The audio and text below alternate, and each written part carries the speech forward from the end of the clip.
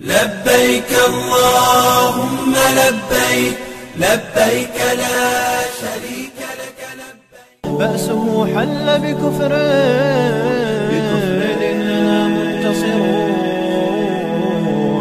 إننا منتصرون لا لن يطول البعد عن نصر.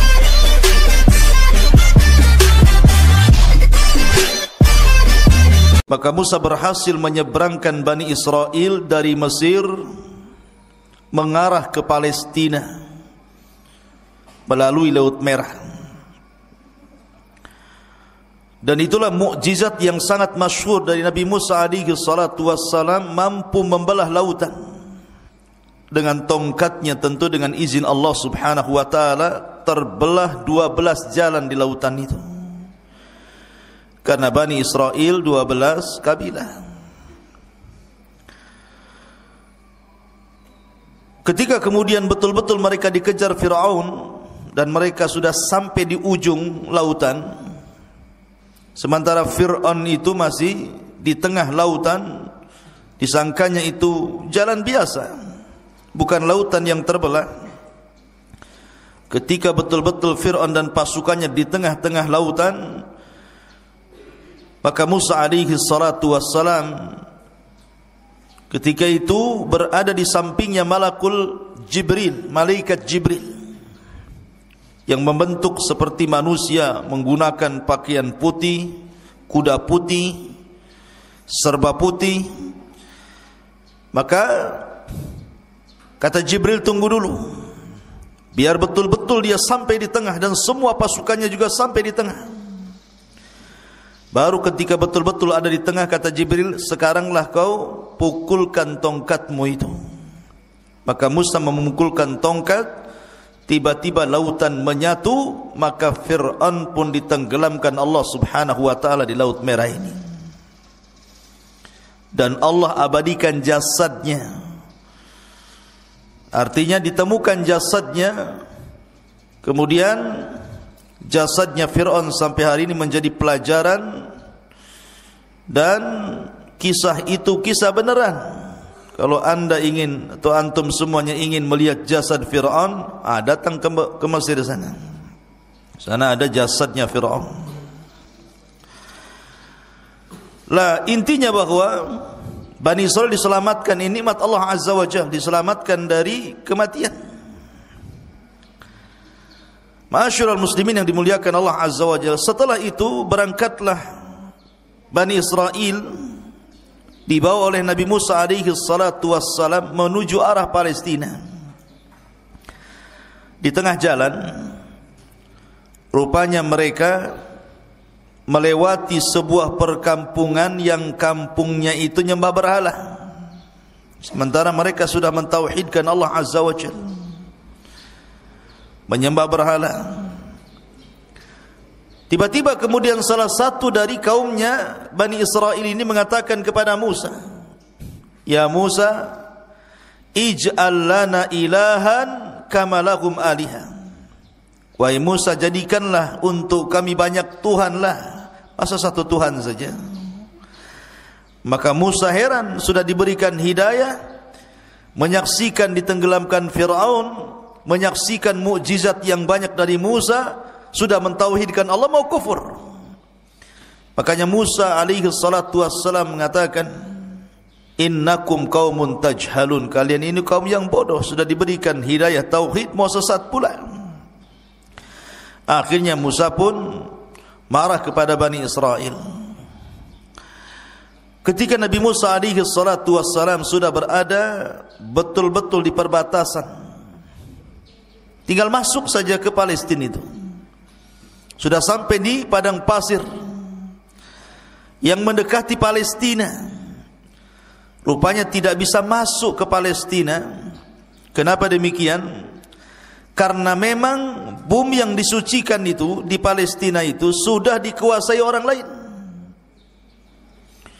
di mana tidak mungkin Musa alaihi salatu wassalam membawa Bani Israel ke dalam Ardul Muqaddasah, bumi yang disucikan Palestina itu, kecuali harus berperang melawan sebuah kaum yang disebut dengan Jababirin minal Amalikah. Kaum Jababir dari Amalikah, dari kaum Amalikah itu yang menempati Ardul Muqaddasah, negeri Palestina. Jadi siapa yang menempati sebuah kaum Jababirin dari kabilah Amalikah, di situ sudah duluan menempati Baitul Maqdis. Maka kemudian Musa alaihi salatu wasalam diperintahkan untuk jihad. Jihad pertama kali. Sebelumnya Bani Israel tidak pernah perang. Kalian harus siap-siap perang, bertempur, merebut Baitul Maqdis dari Amalikah. Bahkan Yusha ibn Nun yang ketika itu sangat dipercaya Nabi Musa alaihi salatu wasalam, yang menemani Musa saat pergi mencari Khidir adalah Yusha ibn Nun, pembantunya. Yusha ibn Nun mengatakan, ya qaumi idkhulu alaihim min babil Madinah kama amarakum yang surkumullahu fala ghaliba lakum. Wahai kaumku, masuklah kalian dari pintu depan, pintu kota. Dan kalau seandainya kalian akan perang, maka Allah subhanahu wa ta'ala akan memberikan kemenangan dan tidak terjadi kekalahan kepada kalian. Tapi Bani Israel ini ketakutan, pengecut, tidak mau perang, takut mati. Akhirnya kemudian mereka mengatakan, lan nadkhulaha abada madamu fiha. Selama orang Amalikah itu masih ada di situ, kemudian kami harus perang melawan Amalikah, kami tidak akan masuk ke situ. Kemudian mereka pun lancang kepada Musa dan mengatakan, idhab anta wa rabbuka faqatila innaha huna qaidin. Hei Musa, kalau engkau ingin perang, sono berangkat sendiri, ajak Tuhanmu perang berdua, kami nonton di sini siapa yang kalah siapa yang menang. Kurang ajar tidak? Ya. Masa sama nabinya bilang begitu? Kalau kau mau perang, pergi sana sendiri katanya. Ajak Tuhanmu, perang berdua sana katanya. Kami enggak mau di sini. Karena mereka menolak, tidak mau perang, tidak mau berjihad, tidak mau mengambil Baitul Maqdis. Ini pula yang menyebabkan Allah subhanahu wa ta'ala mengadab Bani Israel. Dengan cara apa? Akhirnya mereka tidak bisa keluar dari negeri itu. Tersesat di padang pasir, tersesat di sebuah negeri yang disebut Ardut Tih namanya. Negeri Tih, sebuah padang pasir kering kelontang. Tidak ada tanaman, tidak ada tumbuhan, tidak ada air, tidak ada apapun, padang pasir, panas luar biasa. Diazab oleh Allah subhanahu wa ta'ala, tidak bisa keluar dari situ. Pergi kemana saja ujung-ujungnya ke situ juga. Kayak orang melinglung, kayak orang bingung. Lebih-lebih kemudian padang pasir itu saya katakan tadi, tidak ada tumbuhan, tidak ada tanaman, tidak ada pepohonan, tidak ada burung, tidak ada apapun. Betul-betul kering kelontang, panas terik luar biasa. Mereka tidak bisa keluar dari situ.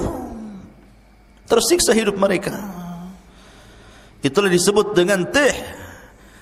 Berapa puluh tahun mereka diuji oleh Allah.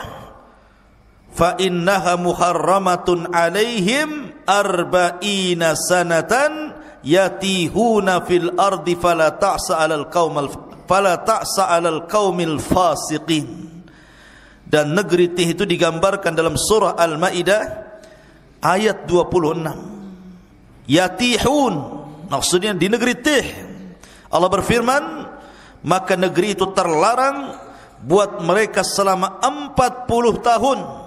Mereka akan mengembara kebingungan di bumi itu. Maka janganlah engkau wahai Musa bersedih hati memikirkan nasib orang-orang fasik itu. Biarkan saja mereka kebingungan seperti itu. Diajak perang tak mau. Ya. Akhirnya Allah uji mereka dengan diletakkan di bumi Tih, bumi kebingungan.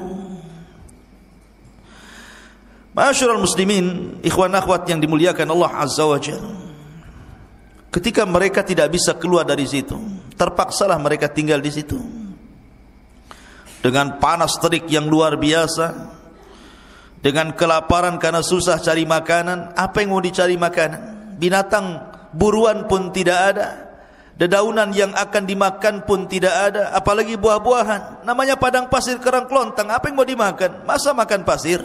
Tak mungkin. Akhirnya kemudian ketika mereka lapar, mereka datang kepada Musa alaihi salatu wassalam. Ya Musa, kami lapar, kami pengen makan. Tolonglah berikan kepada kami makanan. Berdoalah kepada Rabbmu agar diturunkan makanan kepada kami.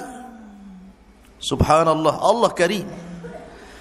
Nabi Musa alaihi salatu wassalam walaupun melihat Bani Israel sudah kurang ajar, su'ul adab namanya, kepada nabinya, tetap saja Musa itu sabar. Laqad udhiya katsiran fasabara.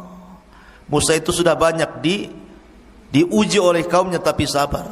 Akhirnya Allah janjikan kepada Bani Israel yang tersesat di Ardut Tih itu diberikan makanan. Kalau pagi diberikan makanan man, kalau sore hari diberikan makanan salwa. Manna wassalwa. Apa itu manna? Dan apa itu salwa?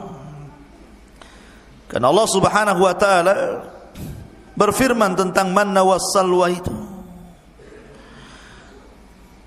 Ada yang mengatakan bahwa manna itu sejenis madu. Sejenis madu yang bisa dimakan, rasanya kayak madu, bahkan lebih manis dibandingkan madu. Dan itu untuk makanan di pagi hari. Diberikan kepada mereka alman. Adapun makanan di sore hari, mereka akan diberikan salwa. Salwa itu sejenis burung, daging burung, kemudian diletakkan di tempat yang tinggi, tinggal diambil saja. Subhanallah ikhwan. Makanan pagi dan makanan sore itu, ketika terbit dan ketika tenggelam matahari itu, Allah mudahkan semuanya. Mereka tidak perlu cari lagi, tidak perlu lelah letih. Pokoknya mereka pagi hari lapar, tinggal diambil saja. Sudah ditentukan tempatnya, nanti tahu-tahu sudah ada saja manna itu tiap pagi. Dan juga burung-burung yang siap santap, tahu-tahu sudah ada saja di sore hari. Subhanallah, ini keajaiban. Tinggal ambil saja. Mau makan pagi sarapan, tinggal cari ambil, sudah ada man di situ. Kalau sudah sore mereka lapar, tinggal makan kemudian salwanya. Ini nikmat mana lagi, ikhwan? Makan enggak perlu nyari lagi, enggak perlu kerja, enggak perlu pontang-panting gitu ya. Enggak perlu menjadikan kepala di bawah kaki di atas. Ngapain pula kayak gitu ya? Tetapi Bani Israel ini kaum yang degil, ikhwan. Gimana enggak degil?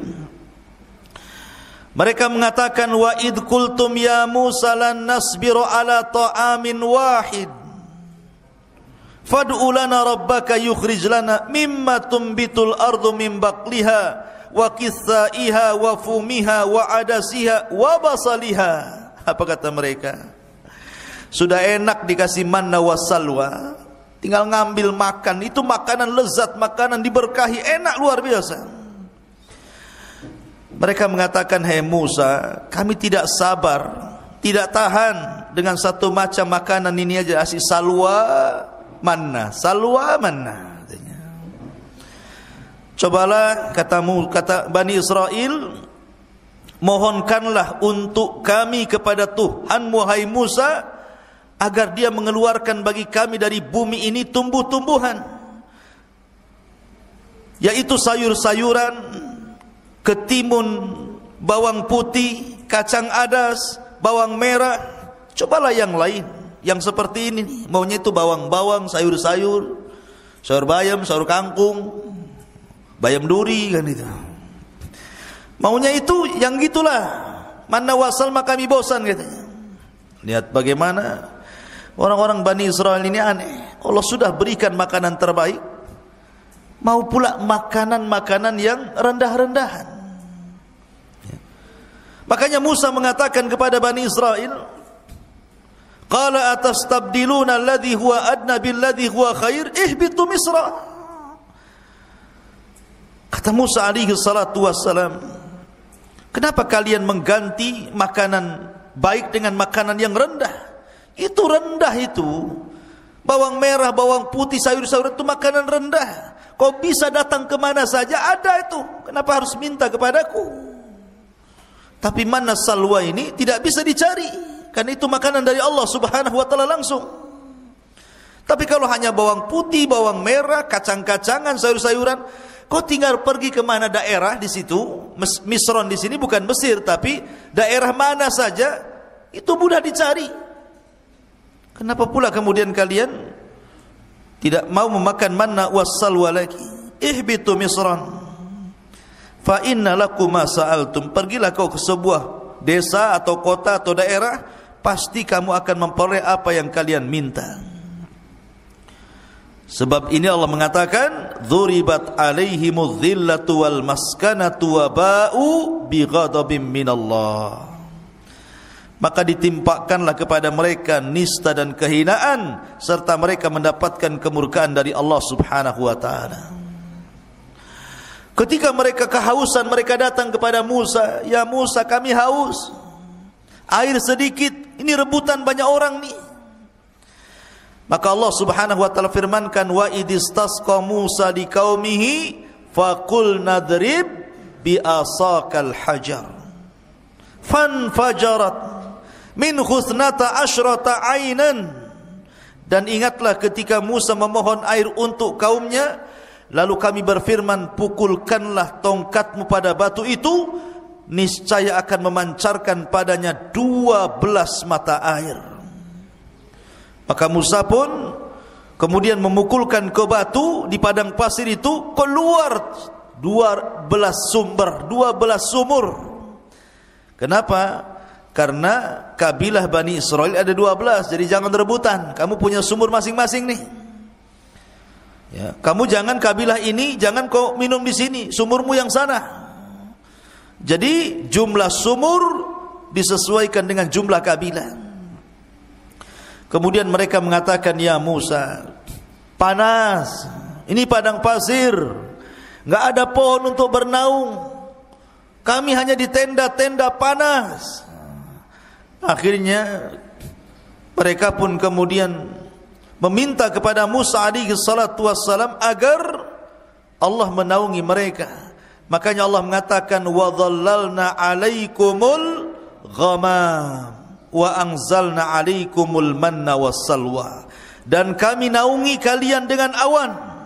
Tiba-tiba ada awan yang menghalangi antara kepala mereka dengan matahari, sehingga mereka tidak kepanasan lagi. Kurang apa nikmatnya Bani Israel? Mereka panas, dikasih awan menaungi mereka sehingga tidak tersengat matahari. Mereka minum, Musa alaihi salatu wassalam kemudian memukulkan tongkat, keluar sumber mata air. Mereka lapar, Allah turunkan manna dan salwa. Dalam riwayat, mereka pun meminta baju, karena bajunya sudah lama mereka pakai gitu, enggak ganti-ganti. Tuh, bayangkan sampai minta baju, ya, baju lebaran. Sampai kemudian bukan hanya itu saja, mereka meminta macam-macam kepada Musa alaihi salatu wassalam. Tapi Musa itu memang nabi yang sabar untuk mengobati Bani Israel. Intinya di bumi Tih ini mereka kesulitan. Lah setelah segala nikmat yang Allah anugerahkan di bumi Tih ini, dari silah Musa, karena lama, itu kan ujian bagi mereka selama 40 tahun. Musa tidak mungkin membiarkan mereka seperti itu. Musa harus membuat undang-undang, yang mana undang-undang ini bisa menertibkan kehidupan mereka. Maka Musa pun meminta kepada Allah untuk diturunkan undang-undang kepada mereka. Maka Allah janji untuk menurunkan Taurat kepada Musa asal Musa berangkat ke bukit yang disucikan Allah Azza wa Jalla, Bukit Tur, Bukit Saina. Akhirnya Musa alaihi salatu wasallam diperintahkan Allah untuk berangkat selama 30 hari meninggalkan Bani Israel untuk mendapatkan mandat Taurat.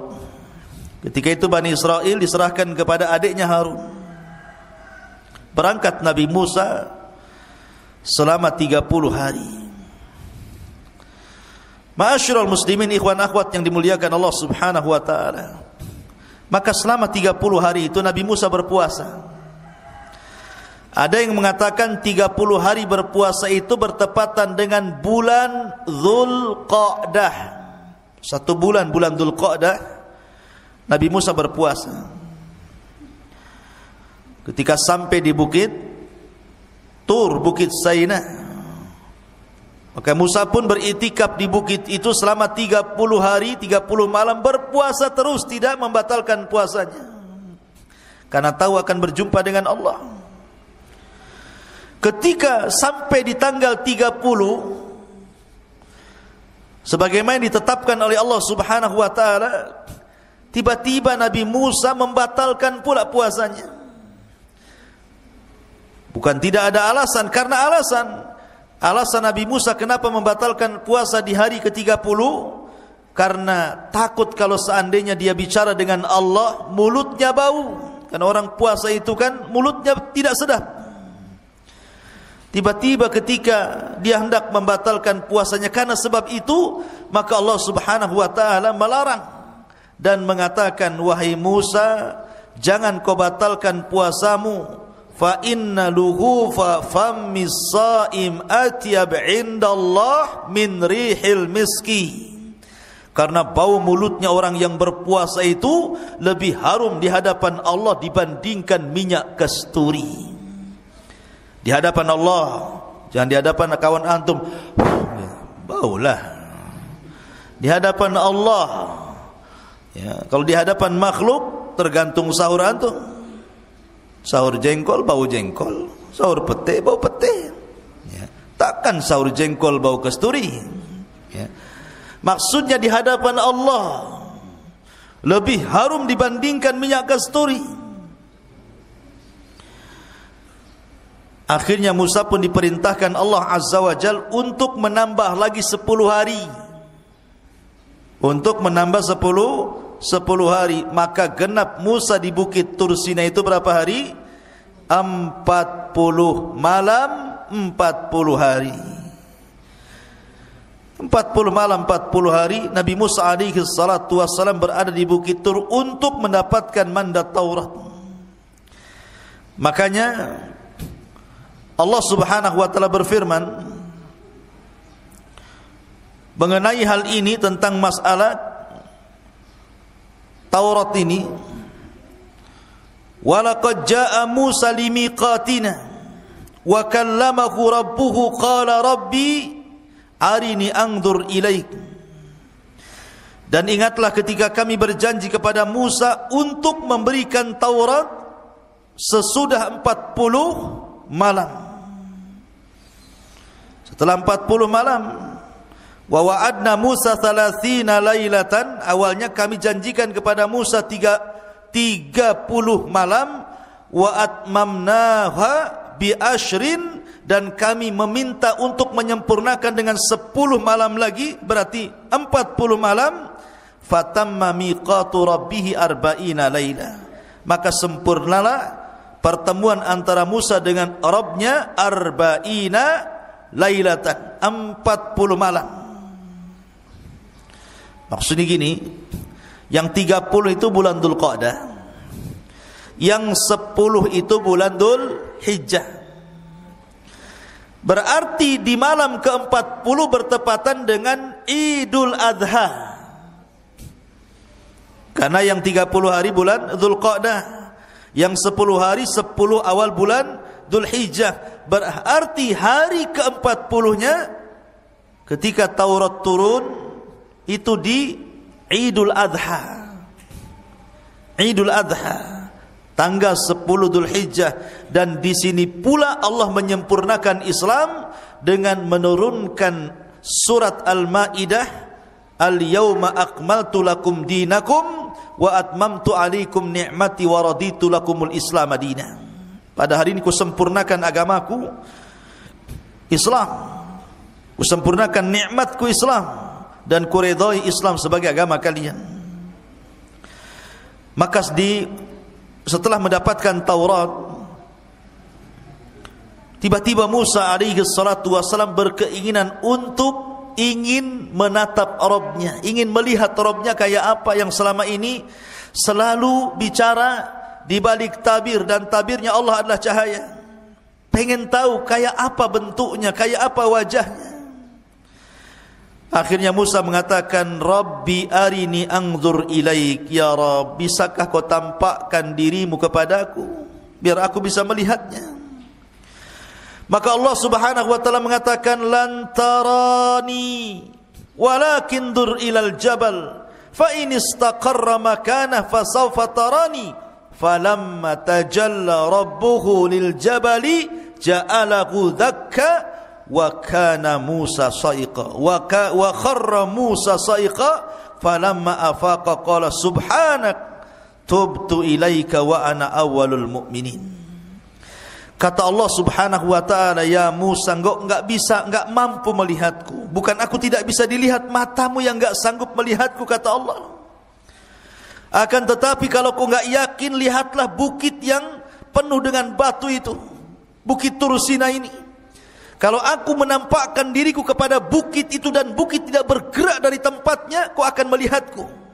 Tapi kalau sebaliknya, bukit itu hancur karena melihatku, maka selamanya kau tidak bisa melihatku. Falamma tajalla rabbuhu, ketika Rabbnya menampakkan diri lil jabali, kepada gunung, apa yang terjadi? Ja'alahu dzakka, tiba-tiba gunung gempa, hancur, lebur, berantakan. Wa kharra Musa sa'iqa, Musa terpental kemudian pingsan. Tiba-tiba Musa mengatakan, tubtu ilaika, aku tobat kepadamu ya Rabb. Falamma afaq, ketika dia sadar dari pingsannya, tubtu ilaik, aku tobat kepadamu ya Rabb. Wa ana awwalul mu'minin, aku beriman, tidak perlu kau tampakkan zatmu kepadaku, katanya. Lihat, dari sini menunjukkan bahwa Tuhan kita Allah tidak akan pernah terlihat di dunia. Kalau ada orang mimpi ketemu Allah, dustakan kemimpiannya. Oh, semalam saya bermimpi. Ya, ada apa? Ketemu Allah, dusta kau. Itu aja. Karena dulu ada di Batam ini, orang ngaku-ngaku bisa melihat Allah di air yang dalam baskom. Jadi ada ajaran sesat di Batam dulu. Kalau anda ingin melihat Allah, bayar 500.000. Masuk ke kamar, di situ ada baskom diisi air, entah komat kamit waswesnya apa gitu kan. Kemudian suruh dilihat, kau lihat situ. Nanti kau akan melihat Allah di situ, katanya. Ya, sampai anjing mencret pun nengok gitu, mana bisa? Nggak mungkin dilihat Allah itu. Ya, nengok aja air, nggak mungkin ada Allah. Allah tidak bisa dilihat. Jangan lagi kita. Nabi Musa alaihi salatu wassalam saja minta ditampakkan Allah, tidak sanggup. Gunung saja bisa hancur. Kalau seandainya Allah tampak dalam genangan itu, bisa hancur wajah kalian kan gitu, terbakar. Kalau sampai tabir Allah buka dari zatnya, terbakar syubuhatul ardh, satu bumi bisa terbakar, ikhwan. Cemana pula kemudian sok-sokan bisa melihat Allah, penipu. Ya, ma'asyiral muslimin yang dimuliakan Allah azza wa jalla. Lah akhirnya kemudian Musa pun sebelum pulang diberitahu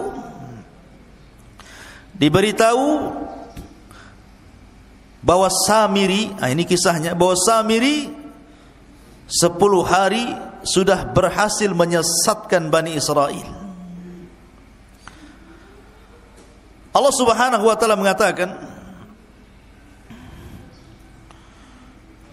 tentang kisah Samiri ini, wa ma'ajalaka an qaumika ya Musa, dan mengapa engkau datang lebih cepat dari kaummu hai Musa? Qala hum ulai ala athari wa ajiltu ilaika rabbi litarda. Dia Musa berkata, itu mereka sedang menyusulku.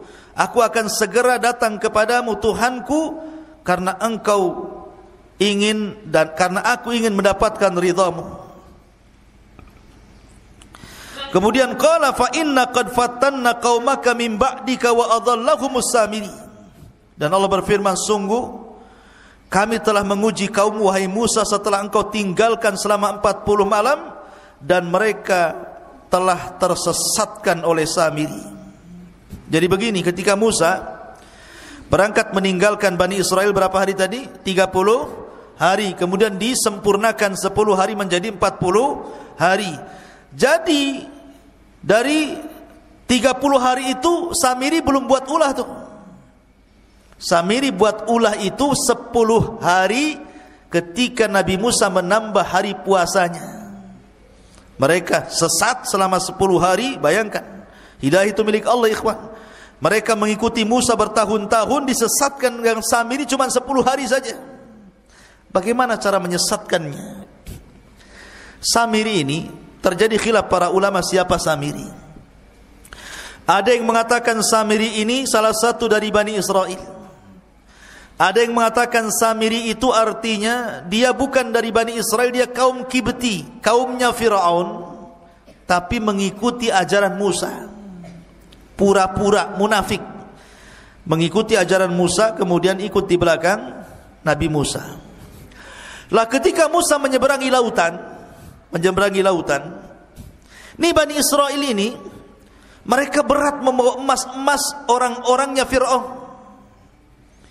Jadi ada sebagian emas-emas itu diambil dari tetangga-tetangga mereka waktu di Mesir. Ada yang pinjam uang mereka kan berupa dinar, emas gitu ya. Ada yang kemudian pinjam, ada yang kemudian bekerja dapat gaji duluan, kerjanya belum selesai. Pokoknya banyak, intinya bahwa itu emas-emas itu tidak boleh dibawa karena bukan hak mereka. Maka mereka bertanya kepada Nabi Musa, bagaimana dengan emas-emas kami wahai Musa? Apakah ini halal untuk kami? Kata Musa, tidak halal. Emas-emas itu harus kalian buang di lautan ini. Jadi ketika mereka berjalan di lautan itu, yang sudah jadi jalan, dibuanglah emas-emas itu sampai ke pinggir sana. Lah Samiri melihat ada buang emas banyak-banyak. Oh, ini emas banyak, kenapa pula dibuang-buang katanya. Diambilnya, dikutipnya satu-satu, akhirnya dapatlah satu karung emas-emas yang dilempar-lempar itu. Kemudian setelah itu Samiri melihat ada orang berbaju putih, berkuda putih di samping Musa, dan seolah-olah dia pula yang memberikan instruksi. Kata orang putih begini, maka Musa akan begini. Kata orang putih begitu, maka Musa akan begitu. Samiri kaget, kenapa Musa diperintahkan orang itu? Nah, dari sini Samiri curiga, karena memang itu jelmaan malaikat, utusan Allah Azza wa Jalla. Diperhatikan terus orang ini. Kemudian diperhatikan kudanya. Dan apabila kuda itu melangkah, bekas langkahnya itu, bekas pijakannya itu, tanahnya diambil sama dia. Diambil kemudian ditaruh di kresek, dibawa. Jadi ketika Nabi Musa alaihi salatu wasallam berangkat meninggalkan Bani Israel, kemudian digantikan oleh Nabi Allah Harun alaihi salatu wasallam, maka mulailah berulah Samiri selama 10 hari ini. Emas yang tadi dikutip itu oleh Samiri kemudian dibakar, kemudian dicetak, kemudian jadilah anak sapi, patung anak sapi yang membentuk Samiri. Kenapa anak sapi? Karena orang-orang Mesir itu menjadikan sapi itu Tuhan. Makanya orang-orang India sampai hari ini ada orang yang nyembah sapi itu. Jadi daerah-daerah tertentu di India itu, kalau ada sapi kemudian masuk ke pasar, makan kangkung, makan bayam, jangan diusir, itu Tuhan lagi makan. Ya, macam-macam. Di India itu banyak. Ya, sesembahan salah satunya sapi disembah. Ada juga yang nyembah ular sendok di sana itu. Ya. Jadi akhirnya kemudian dibentuklah patung anak sapi itu. Ketika sudah jadi patung anak sapi itu, kemudian ditenggerkan di tengah-tengah lapangan Bani Israel. Dia kan punya tanah. Tanah itu bekas pijakannya kaki kudanya Jibril. Dimasukkan ke mulutnya tanah itu.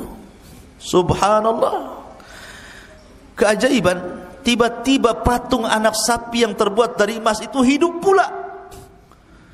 Makanya Allah mengatakan lahu khuwar. Hidup.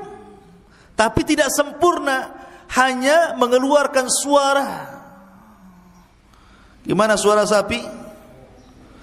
Pi gitu. Bukan. Ya. Jadi keluar suara sapi. Lah, Bani Israel ini kaget, kok bisa patung terbuat dari emas berbentuk anak sapi diingatkan kepada sembahan orang-orang Mesir tiba-tiba hidup. Karena sebagian Bani Israel masih kurang mantap imannya. Kata Samiri kepada Bani Israel, lihat, ini Tuhan kita. Anak sapi ini Tuhan kita. Buktinya dia bisa bicara, katanya. Mereka mengatakan, lalu Nabi Musa siapa? Dan kemana? Bukankah dia ingin membuktikan ketuhanannya? Kata Samiri, Musa salah. Yang benar ini Tuhannya, bukan apa yang didakwahkan Musa. Lihat, Musa salah tempat, jauh-jauh ke Bukit Tur untuk mencari Tuhannya, padahal Tuhannya ada di sini, katanya. Ini Tuhannya anak sapi ini. Dari situlah akhirnya ada yang mengatakan 70.000 sekian gitu, Bani Israel pun murtad. 10 hari menyembah patung anak sapi. Ya, sebagian mereka murtad dan sebagian mereka bertahan. Ini enggak percaya, kami harus tanya dulu Musa, apakah ini Tuhan atau bukan. Yang sebagian lagi tetap mengatakan bukan Tuhan. Jadi manusia ketika itu terbagi menjadi 3. Ada yang tetap di atas tauhid, tidak mau menyembah patung anak sapinya yang dibuat oleh Samiri. Yang satu justru ada yang langsung menuhankan patung anak sapinya Samiri. Kemudian yang ketiga masih nunggu, masih ragu-ragu. Tunggu, tanya dulu, nunggu Musa datanglah. Kalau memang kata Musa ini Tuhan kami sembah, kalau enggak. Akhirnya kemudian Musa sudah diberitahu sama Allah bahwa kaumnya sudah disesatkan Samiri. Udah marah, pengen balik saja Musa itu. Masalahnya Musa tidak mau menyalahkan Bani Israel, tapi mau menyalahkan abangnya Harun. Ngapain saja Harun itu? Masa baru ditinggal 40 hari sudah murtad? Akhirnya pertama kali dia marah kepada Harun. Datanglah Musa dari safarnya membawa papan Taurat. Faraja'a Musa ila qaumihi ghadbanan asifan. Qala ya qaumi alam ya'idukum rabbukum wa'dan hasanan.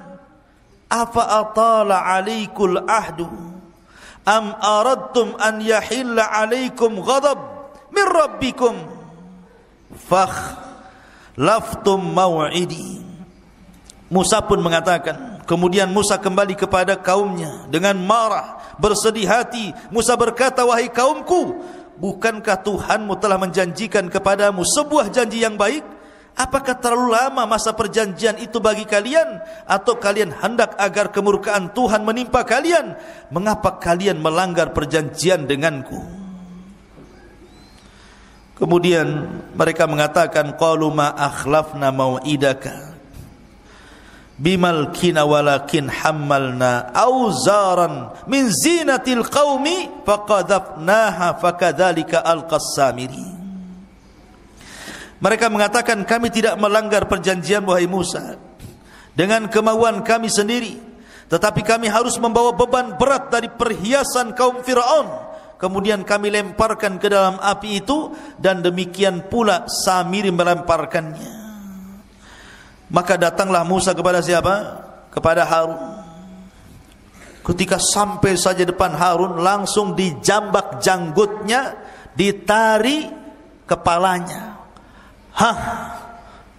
Gini nih, gitu, betul kan? Jadi dijambak rambutnya, ditari janggutnya, begitu. Musa itu Harun abangnya, kakaknya. Saking marahnya, pegang kepala, pegang jenggot, ditarik ke depan. Apa katanya Musa alaihi salatu wassalam kepada Harun?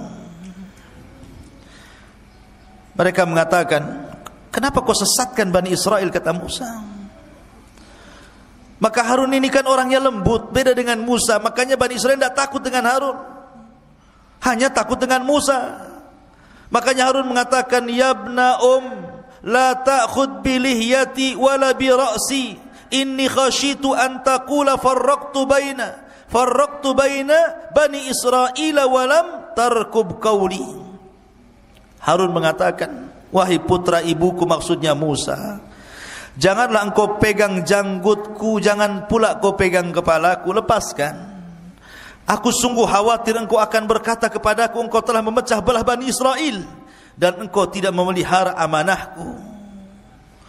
Artinya aku sudah berusaha menarik mereka ke dalam tauhid, tapi mereka ngeyel, degil. Macam mana harus aku lakukan? Mereka hanya takut kepadamu dan tidak takut kepadaku. Akhirnya ketika datang Samiri pula menyesatkannya. Maka akhirnya dilepaslah Harun, kemudian mencari Samiri. Datangkan Samiri kepadaku. Maka datanglah Samiri, dihadapkan kepada Musa. Marah Musa. Kata Musa, qala fama khatbuka ya Samiri. Hei Samiri, apa yang mendorongmu melakukan seperti itu? Kenapa kau sesatkan Bani Israel? Kata Samiri, qala basartu bima lam yabsuru bi, faqabadtu qabdatan min atharir rasul fanabadtuha wa kadzalika sawwalat nafsi. Dengan entengnya Samiri mengatakan, aku mengetahui sesuatu yang tidak mereka ketahui, hai Musa. Dan aku ambil segenggam tanah dari jejak Rasul, maksudnya Jibril, kakinya kudanya Jibril. Lalu aku melemparkannya ke dalam api yang di situ sedang dicetak anak sapi Samiri. Demikianlah nafsuku yang memerintahkanku. Jadi ketika Musa, siapa atas perintah siapa kau lakukan itu, kata Musa. Maka Samiri dengan tenang mengatakan, nafsuku yang memerintahkan. Subhanallah, dengan entengnya. Akhirnya kemudian Musa pun marah. Maka sebagai hukumannya, Nabi Musa alaihi salatu wasallam berdoa kepada Allah agar Samiri tidak boleh mendatangi manusia, dan manusia tidak mungkin mendatangi Samiri. Dia akan hidup sendiri selamanya. Ya, itu sebagai hukumannya, akan hidup sendiri. Manusia tidak bisa bicara, dia pun tidak bisa bicara dengan manusia. Tetapi memang Al-Quran dan Sunnah tidak menjelaskan kematiannya, karena Samiri habis itu diusir oleh Musa dan tidak diperkenankan untuk hidup di zaman di lingkungan Bani Israel. Sehingga ada yang menyangka bahwa Samiri adalah Dajjal di akhir zaman. Tapi kita katakan Dajjal bukan Samiri, dan Samiri bukan Dajjal. Dajjal lain orangnya, Samiri pun lain orangnya. Ya. Intinya bahwa Nabi Musa alaihi salatu wasallam kemudian mengadab Samiri dengan cara berdoa kepada Allah agar dia tidak bisa ditemui manusia dan dia tidak bisa menemui manusia, sendiri hidupnya. Kemudian melihat Nabi Musa marah, maka mereka disuruh bertobat. Bani Israel yang menyembah patung anak sapi itu suruh tobat. Tiba-tiba kemudian diilhamkan kepada mereka untuk mengucapkan, la illam yarhamna rabbuna wa yaghfir lana lanakunanna minal khasirin. Kalau Rabb kami tidak merahmati kami dan tidak mengampuni dosa-dosa kami, kami termasuk orang rugi. Terus itu yang dibicarakan oleh orang-orang yang menyembah patung itu. Masalahnya, Musa mengatakan, aku datang sudah bawa papan Taurat ini. Dan isi papan ini, kalau sampai ada orang musyrik seperti kalian, hukumannya adalah saling bunuh-bunuhan. Kalian harus pulang, ambil bawa pisau dapur, tusuk-tusuk kalian, saling tusuk di antara kalian, saling bunuh di antara kalian. Itu tobatnya. Karena Allah mengatakan, wa idh qala Musa liqaumihi, dan ketika Musa berkata kepada kaumnya, ya qaumi innakum zalamtum anfusakum bittikhadikumul ijla fatubu ila bari'ikum faqtulu anfusakum dzalikum khairul lakum inda bari'ikum fataba alaikum ila akhiril ayat. Wahai kaumku, karena kalian sudah mendolimi diri kalian menyembah patung anak sapi, tobat kalian. Tapi tobatnya faktulu anfusakum, bunuh diri-diri di kalian. Mak, tobatnya ngeri. Kalau antum di dalam Islam, kalau orang datang ke dukun, kemudian menyesal, tinggal balik syahadat, balik ke Islam. Ini tidak. Kalau orang sudah melakukan kesyirikan, maka cara tobatnya harus saling membunuh. Anda bawa pisau dapur, saya bawa gergaji, bawa peranglah sampai mati, sampai dua-duanya mati. Dan itu lebih baik. Sebab kalau mereka menolak untuk saling membunuh, mereka pun akan mati juga. Karena ketika mereka menolak untuk saling membunuh, maka mereka teringat dengan Nabi Musa. Musa pernah mengangkat bukit Tur, kemudian diletakkan di atas kepalanya. Tobat atau dilempar bukit ini katanya. Kalau tidak tobat mati juga kena gunung. Kalau tobat mati juga, sama-sama mati. Masalahnya kalau tobat mati, mati syahid. Tapi kalau mati kena lempar gunung, mati sangit namanya. Enggak syahid kan gitu. Karena kena azab ya. Akhirnya mereka perang saling bunuh-bunuhan, dan itu lebih baik bagi mereka. Matilah hampir 7.000 Bani Israel gara-gara menyembah patung anak Samiri ini. Lihat jahatnya Samiri, munafik, menyesatkan. Akhirnya kemudian Nabi Musa pun setelah kasus Samiri ini tetap masih tidak bisa keluar dari Ardut Tih itu, maka Allah Subhanahu wa taala takdirkan Musa pun meninggal. Tapi sebelumnya Harun meninggal, baru kemudian Musa. Bagaimana Harun meninggal? Dikatakan oleh ahli tafsir, jadi suatu ketika Nabi Musa dan Harun ini naik ke atas bukit, meninggalkan Bani Israel karena lelah gitu kan, ingin santai berdua saja, naik ke atas bukit. Tiba-tiba di atas bukit itu melihat ada pohon di situ. Kemudian tiba-tiba Harun alaihi salatu wassalam mengatakan, ya Musa, inni uhibbu an anama ala hadas sarir. Dan di bawah pohon itu kayak ada tikar. Sudah ada tikar, ada pohon, ada tikar. Kata Harun, ya Musa, kayaknya saya ingin tidur di sini katanya. Kata Nabi Musa, nam alaih, silahkan tidur. Tapi kemudian Harun mengatakan, inni akhafu ayyatiya rabbi, ayyatiya rabbu hadal bait fayaghdhabu alayya. Tapi aku takut wahai Musa, kalau seandainya aku tidur di sini, tiba-tiba Rabb pemilik rumah ini kemudian datang dan murka kepadaku. Kata Musa, la tarhab, jangan takut, aku akan melindungi dirimu, tidur saja. Kata Harun mengatakan, ya Musa, kau juga tidurlah di sini di sampingku. Jadi kalau ada apa-apa kau bertanggung jawab.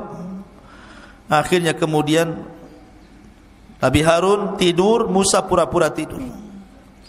Rupanya Allah Subhanahu wa taala mengirim malakul maut. Ketika tidur itulah Harun dicabut nyawanya, kemudian diangkat ke langit dengan tikar-tikarnya sekali. Itu dalam sebuah riwayat yang dikatakan oleh Imam As-Sudi. Tapi dalam riwayat yang lain, riwayat Ali bin Abi Thalib radhiyallahu an, intinya ketika Harun dan Musa meninggalkan Bani Israel, tiba-tiba kemudian Allah mengurum malakul maut. Kemudian malakul maut ini mencabut nyawa Harun. Kemudian akhirnya malaikat ini membawa jasadnya, kemudian menguburkannya entah di mana, tidak ada yang tahu. Musa pun sedih, kemudian kembali menemui Bani Israel. Harusnya saat kesedihan ini dihibur, malah dituduh pula dia yang membunuh Nabi Harun. Ya bayangkan, Bani Israel marah kepada Musa, kau bunuh Harun dia katanya. Karena Harun itu Nabi yang dicintai Bani Israel, orangnya lembut, maka dicintai, disukai Bani Israel. Kalau Musa itu orangnya keras, ditakuti Bani Israel. Jadi ketika berdua jalan ke bukit, kau pulang sendirian, tiba-tiba Harun tidak ada. Akhirnya mereka marah kepada Musa, aqaltalta Haruna ya Musa, kenapa kau bunuh Harun wahai Musa? Kata Musa, saya tidak bunuh Harun, dia meninggal. Akhirnya Musa pun berdoa kepada Allah agar dibuktikan jasadnya bahwa dia tidak membunuhnya. Akhirnya kemudian jasadnya diperlihatkan kepada Bani Israel, baru Bani Israel yakin bahawa Musa tidak membunuh Harun. Memang sudah ajalnya. Dan setelah kemudian Harun meninggal dunia, giliran Musa. Tapi kisah meninggalnya Nabi Musa ini unik masalahnya. Disebutkan dalam hadis Abu Hurairah radhiyallahu an, Rasul yang mengatakan, "Jaa malakul maut," datang malaikat maut, ila Musa ibn Imran, menuju Musa ibn Imran. Faqala lahu, dan dia pun berkata kepadanya, Aku utusan Rabbmu, dan engkau sudah saatnya harus meninggal wahai Musa. Marah Musa kepada malakul maut. Falattama Musa alaihi salatu wassalam aina malakil mauti fafaqaha. Tiba-tiba Musa menampar wajah malaikat maut, keluar kedua matanya. Coba malaikat maut ditampar sama Musa sampai keluar kedua matanya. Dia bilang, kau mau nyawut nyawaku ya? Tampar akhirnya. Dia tidak tahu kalau itu betul-betul malakul maut utusan Allah masalahnya. Hadis ini sahih. Maka akhirnya kemudian dikembalikan lagi kedua matanya, kemudian pergi lagi, terbang lagi menemui Allah Azza wa Jal, dan mengatakan, Ya Rabb, Musa tidak mau dicabut, malah aku pula ditampar dia, katanya. Maka akhirnya Allah mengatakan, sudah, berangkat lagi kau Musa, aku yang utus engkau. Katakan kepada Musa, saatnya dia meninggal. Usia dia sudah selesai. Maka faraja'a malakul maut, maka malakul maut kembali lagi menemui Musa alaihi salatu wassalam dan mengatakan, innaka, dan dia mengatakan kepada Musa, wahai Musa, sesungguhnya aku diutus oleh Allah Subhanahu wa taala untuk mencabut nyawamu. Akhirnya kemudian Musa pun, karena ini tahu perintah Allah Subhanahu wa taala, maka dicabutlah nyawa Musa alaihi salatu wassalam, sementara Musa berada di negeri linglung, negeri Tih, tidak bisa keluar dari situ. Maka Harun dan Musa sama-sama meninggal.